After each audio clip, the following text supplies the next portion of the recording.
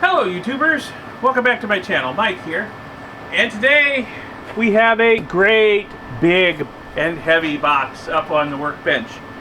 Something someone has sent me. Today it's an optical project. We're going to get back into optics a little bit. Sorry if you're here for the electronic scrapping videos and gold recovery. There'll be more of those. They're coming. Don't worry. This is going to be a bit of a long-term project because the timing for it isn't great. Okay? So this came from Re-Annealing, and I hope I'm not butchering your name. I'm sorry if I am. He's a NASA ground systems integration engineer and avid amateur astronomer.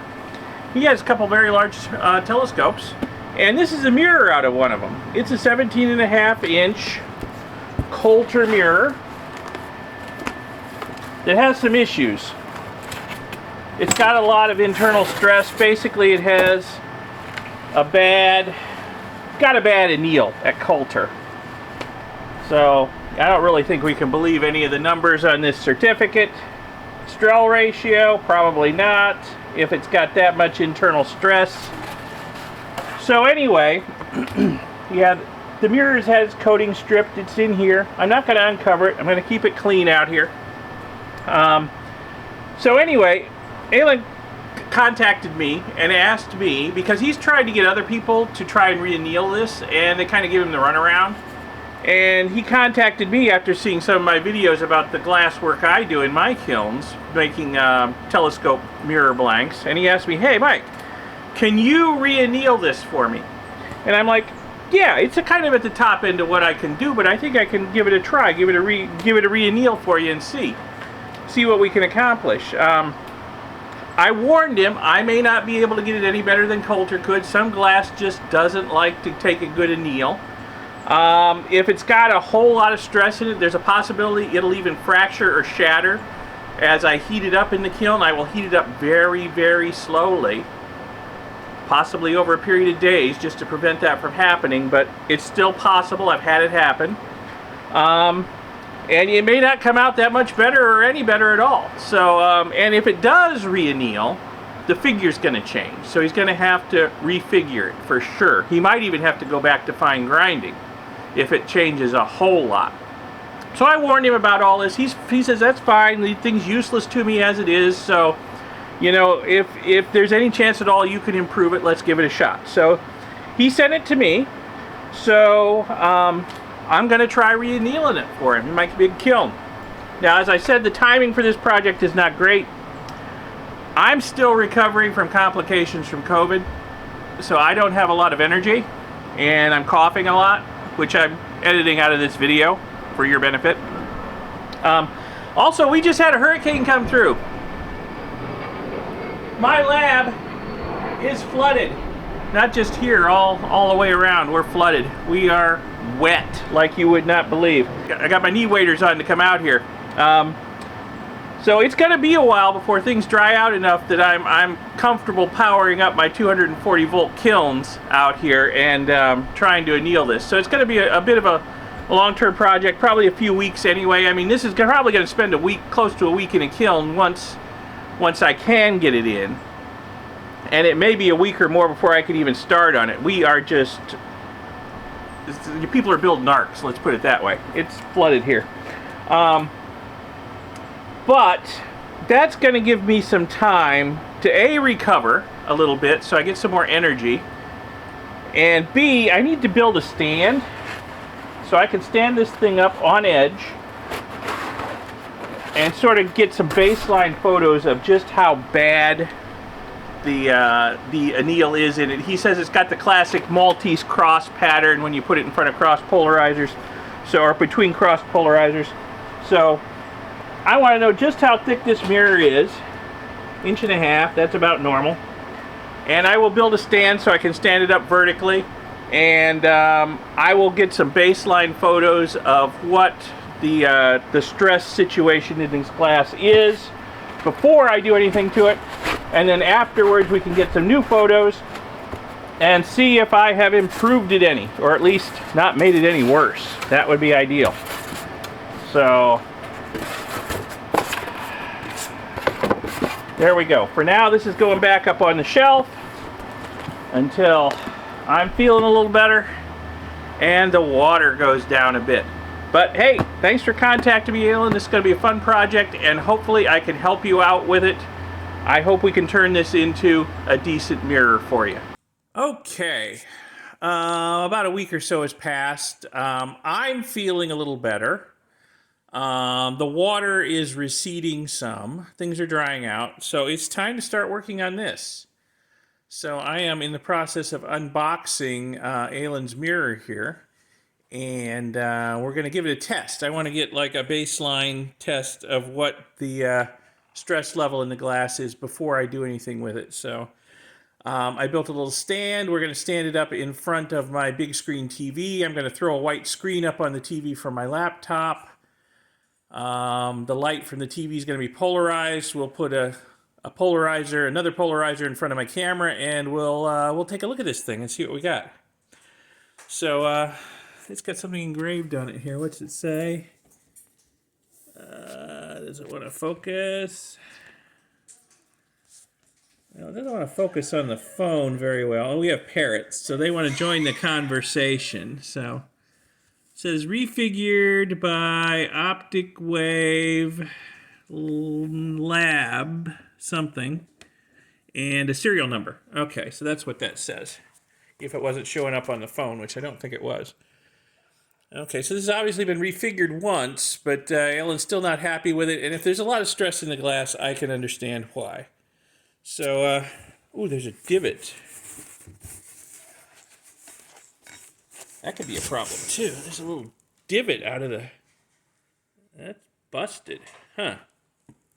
Doesn't look like a recent break. I can see polishing compound in it, so that didn't happen in transit. So maybe that was the reason it needed to be refigured. I don't know. The back of this blank is very rough. My goodness, it's very rough. And there's actually a transition here. I don't think I've ever seen a blank this rough on the back. I even tried to smooth out the ones I cast. So the back is a little flatter than this. Yeah, this blank has a few issues. Okay. Let me get it stood up in front of the TV and get some photos of what kind of stress we're dealing with here. Okay, let me give you a look at the setup I've built here. I've got a little stand that's holding the mirror up in front of my flat screen TV. I've got my laptop over here. I've thrown the image from the laptop up on the TV. I've opened a blank notepad file and maximized it, so we've got a nice white screen there. So, my tripod there holding the blank up so it doesn't tumble over. And let's have a look. I've got another polarizer here. I'm going to put it in front of the camera, and we can rotate it and look at the stress level. Yeah, let me zoom in on the blank here. We can get some idea we got here. Oh my goodness, yes. Looks like the stress in the upper left there is particularly bad. Yeah, we've got the Maltese cross thing, but it's kind of distorted towards the upper left, and it's not really showing up. Well, I don't know how well it's showing up. I'm only looking at the camera viewfinder, but when I look through the polarizer with my eye, in the upper left at about the 11 o'clock, 10:30, 11 o'clock position in the upper left, the stress is very strong up there. There's strong color fringes, not just black and white, but we're actually getting color fringes. We've got some hot spots, too, sprinkled throughout the glass. There's one, a little above the 3 o'clock position on the right, and there's some others. There's a line of them there, across down near the bottom, and one right near the middle. I'm not sure what those are. Some sort of inhomogeneity some sort of inhomogeneity. I can't say that word in the glass. It doesn't look like there's bubbles there, but the glass looks like it's a little less transparent in those spots. So probably not a really good melt that they poured this glass from. There's some of the components didn't quite get mixed in quite so thoroughly, I think, and possibly since the glass isn't homogeneous, changes in temperature are causing extra stress in those hot spots. Those spots are pretty small; they may not be a big issue. The area where there was a ding on the side, yeah, that's over a little below the 3 o'clock spot. You can see there's some significant stress around that ding. Yeah. I rotate the polarizer. I don't know if it's showing up. You should be able to see like rainbow color bands up in the upper left corner there where it's especially dark.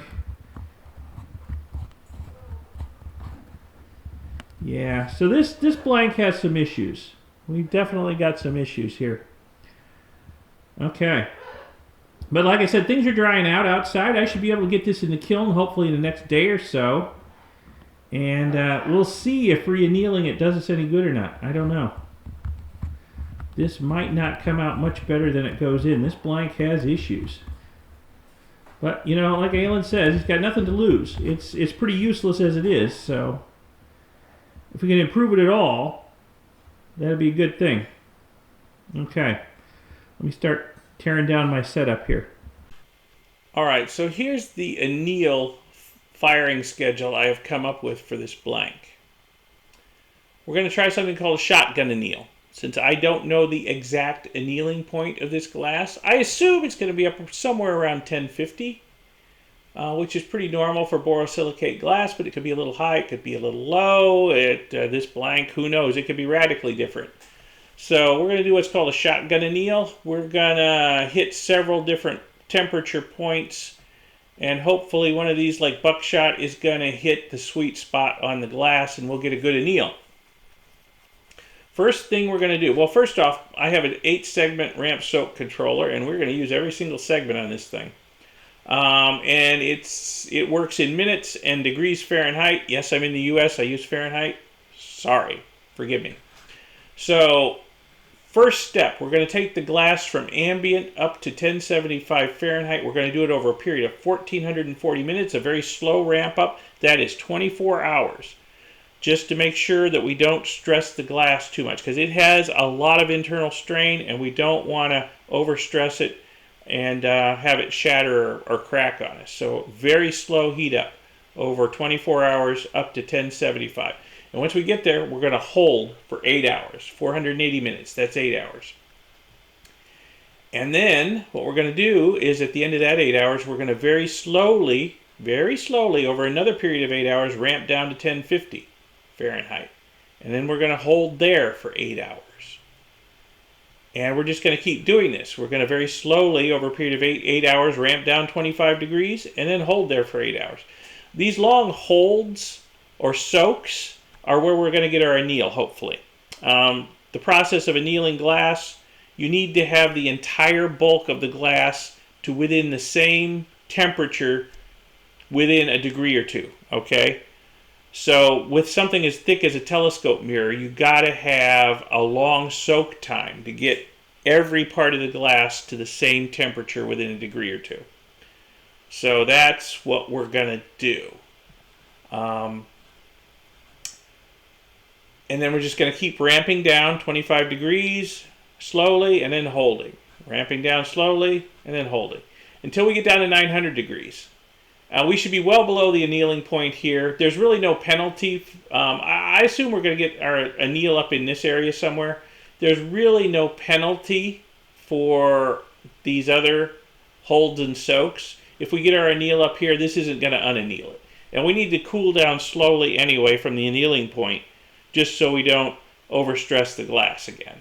So we're going to cool down slowly as we do these slow ramp downs and soaks. And then once we get to 900 degrees, we're just going to ramp back down to ambient, again, slowly from 900. And that's going to take most of a day, too, just so we don't stress the glass too much. So the mirror blank is going to be in the kiln for 8,160 minutes, which is about 5.7 days. Call it 6 days, maybe even a little longer, because I probably won't be Johnny on the spot when the cycle is done. And we've got lag too. The temperature on the blank lags going up, and it stays cooler going up, and then it lags coming down, so it stays hotter coming down. So even when the kiln controller says, okay, cycle's done, that blank may still be too hot to touch in there. So call it 6 days, 6.5 days, better part of a week, and we'll see if we actually manage to anneal out a good part of the stress in this blank or not.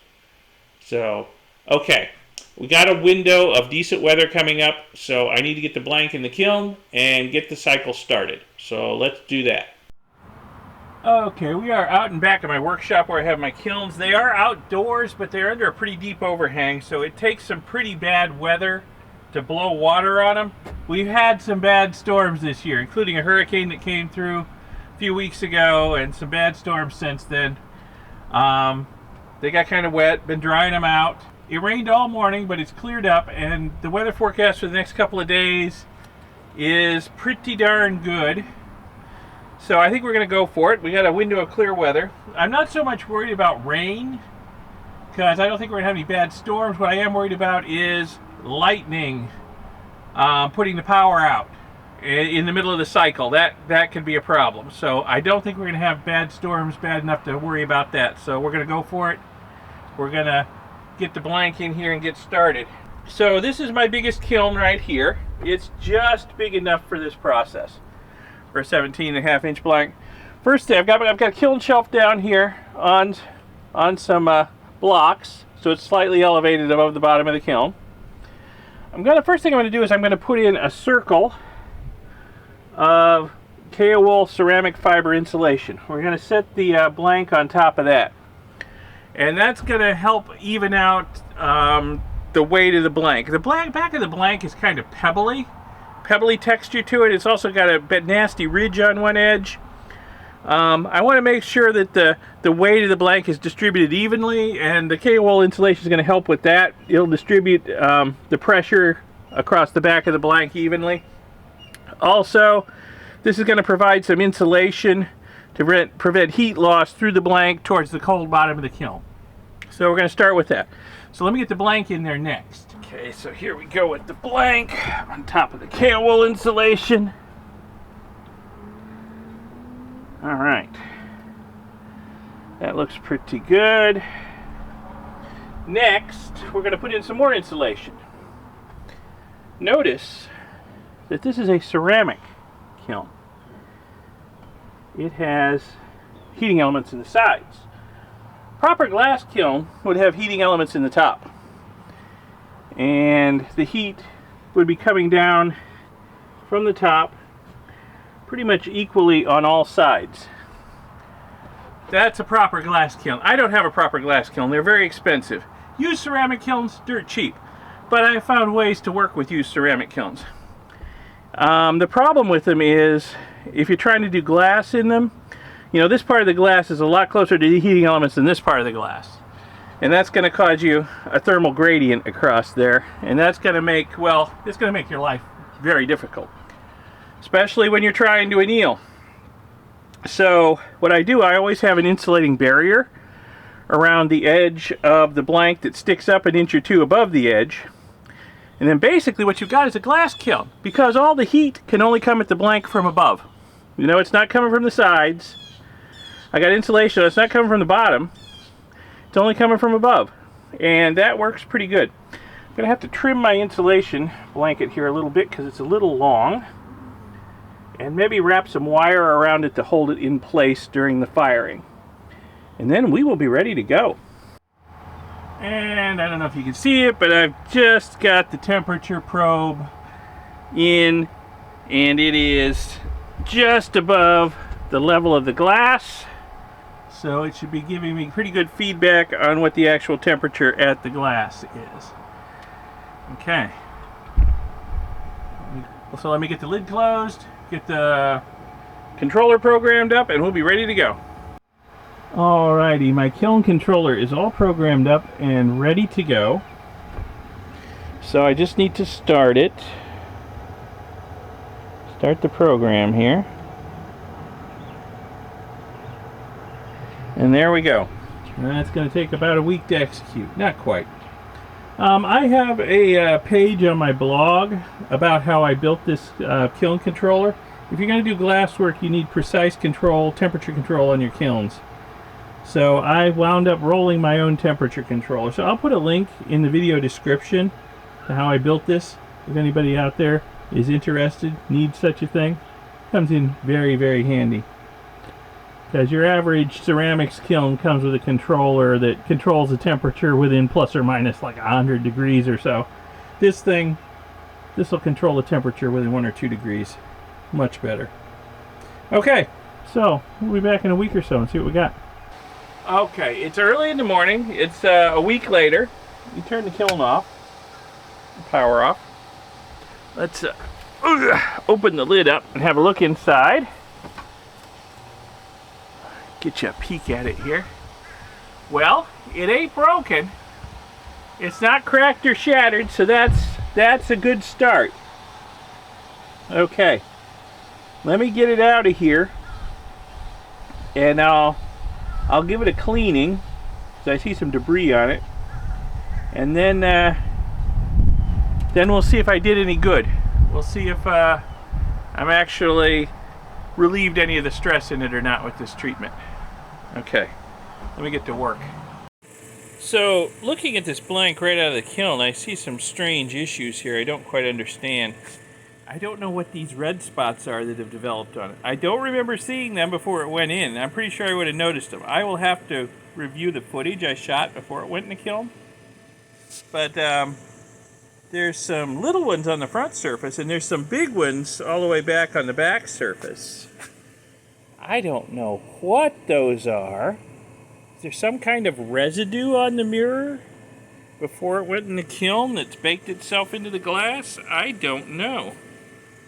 I have to ask Aylin if they used rouge on this thing, maybe. I don't know. It almost looks like rust. I don't know. Very weird. And there's a few white spots up here on the top surface that have developed. Not sure. I mean, the mirror is definitely going to have to be refigured.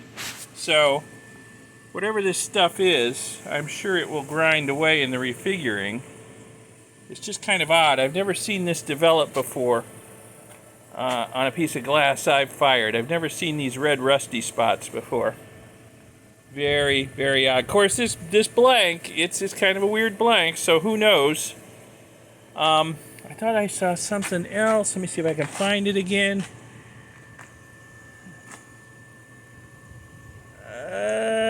I thought I saw some white specks in the glass that I didn't notice before. They were deep inside the glass. There's one. Probably not showing up. Yeah, it's not showing up. But deep inside the glass, there's some white specks that I had not seen before. So I don't know what those are. Those could very well have been there before and I just didn't notice them. I don't know.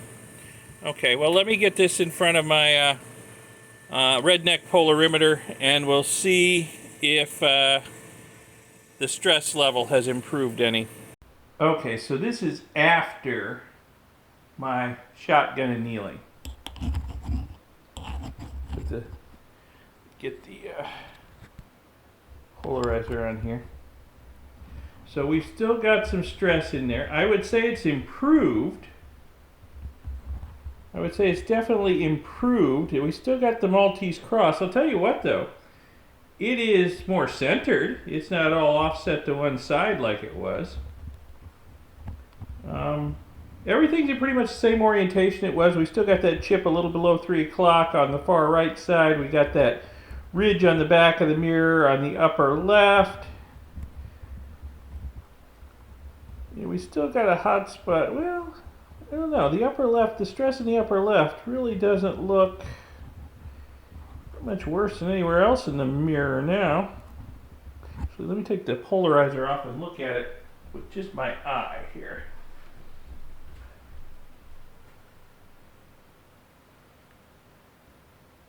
Yeah, the stress up here is really no worse really than, maybe slightly worse than down here or over here, up here. So really, It's improved. It is not great, but I would say it's an improvement. Let me contact Alan and see, because he's going to be down here in a few days, and he could pick this up.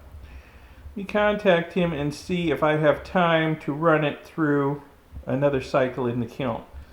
I'd say it's definitely improved, but yeah, it's not great. And if I do run it in, I'll have to think about what changes I make in the firing schedule to try and improve it even more. I don't know. But I'll tell you what, there's only one position on the polarizer where you see the stress, where before, pretty much no matter how I rotated it, the stress showed up. So I've taken a lot of the stress out, but it's not great. It's better, but it's not great. Okay, let me think about this and contact Alan. Okay, so for the second attempt at annealing this blank, I've come up with another firing schedule. This was the original one. This was kind of a shotgun anneal. We hit quite a few different points. This time I'm going to be a little more targeted. This blank is supposedly borosilicate glass. It looks like borosilicate glass. The annealing point should be around 1050, okay? So I'm going to be more targeted around 1050. I'm going to take the blank up slowly to about 12 degrees above 1050, and we're going to soak there for a long time, 620 minutes. And then we're going to slowly bring it down to 1050, and we're going to soak there for 650 minutes. I'm going to give it a little longer soak at what ought to be its annealing point. Okay, but again, you know, with this blank, all bets are off. So I'm going to lower the temperature very, very slowly over, again, 620 minutes down to 1038 and give it a soak there. So basically 12 degrees above 1050, 12 degrees below 1050, and at 1050. So this is more targeted. This is more around where the annealing point of this glass ought to be. And since we're just hitting 3 targets rather than our big shotgun up here, we're only going to be in the kiln for about 4 days. I'm going to take it from 1038 slowly down to 950, and then from 950 I'm going to take it down to ambient. So yeah, altogether 5,550 minutes in the kiln. That's about 3.9 days. Again, 4 days and change probably by the time I get it out. One thing I did notice after this anneal attempt, even though, you know, it was in there for 6-some days before I, you know, maybe 6.5 days, maybe before I pulled the blank out, the blank was still warm. It was still above ambient. And I had to let it sit inside my house for a long time and come to ambient temperature before I could do the polarimetry on it. Because if the blank is still warm to the touch on the outside, a piece of glass that thick, and glass is such a poor conductor of heat, you know, it's probably 20 or 30 degrees hotter on the inside than it is on the outside. And that adds to the stress a lot until the whole bulk of the glass comes down to ambient. So I'm not going to be too worried about being Johnny on the spot when the kiln is done and pulling it out. I'll pull it out maybe sometime 4.5 days in, bring it in the house, let it sit for 6 or 8 hours, and then I'll do the polarimetry on it, and we'll see what it looks like. Okay? So let me get this blank in the kiln and get the process started again. Well, the glass is back in the kiln. Got my second attempt at a firing schedule here, so let me program up the controller and we will give it the old college try again. Can we keep this thing closer to what I assume its annealing point is for longer? Okay, I'll get this programmed up, get the lid closed, and get it started. Okay, so this is after the second trip through the kiln. Really, I don't think there's any further improvement. I think I got it as good as I could get it the first time around.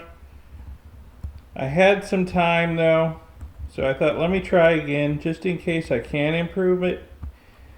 But really, I don't see any improvement beyond what it was after the first trip through the kiln. So we still got an issue here. It's definitely better than it was when I got it. And it might make, you know, a decent mirror.